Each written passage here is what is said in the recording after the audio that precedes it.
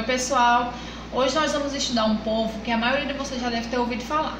Um povo bem famoso, certo? Vocês já devem ter ouvido falar deles na televisão, seja em filme, em desenho animado.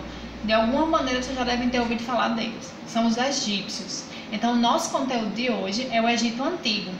E eu quero que vocês se atentem a alguns traços importantes, mais essenciais do mundo egípcio.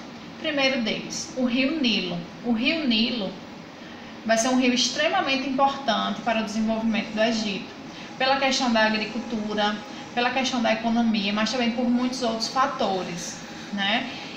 Outro fato importante quando a gente estuda o mundo egípcio são as pirâmides. Aquelas pirâmides bonitas, altas, que até hoje ninguém sabe como foi que eles conseguiram construir. Na verdade a história sabe, né? Estou falando de modo geral, no senso comum. Então as pirâmides elas eram construídas para serem túmulos. É isso mesmo. Os faraós, que eram os reis do Egito, eles eram enterrados juntos a objetos pessoais de grande valor, como joias, dentro daquelas pirâmides. Então esse ponto que eu quero que vocês entendam é: as pirâmides foram construídas para serem túmulos de faraós.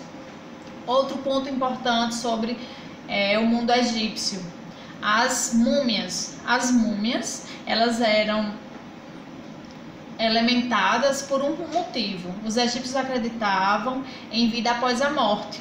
Então, nessa crença de vida após a morte, eles acreditavam que o espírito ele só teria salvação, ele só voltaria à vida se esse corpo, o corpo físico do indivíduo, ele estivesse bem conservado. Então eles criaram a prática de mumificação para conservar o corpo e esse corpo voltar a viver no futuro, certo? Essa era a crença dos egípcios daquela época. Então esses são os detalhes mais importantes. O vídeo abaixo vai mostrar mais alguns pontos essenciais para a compreensão desse mundo tão interessante e tão famoso. Qualquer dúvida, podem falar comigo no privado. Um abraço. Pronto, só mais um, viu?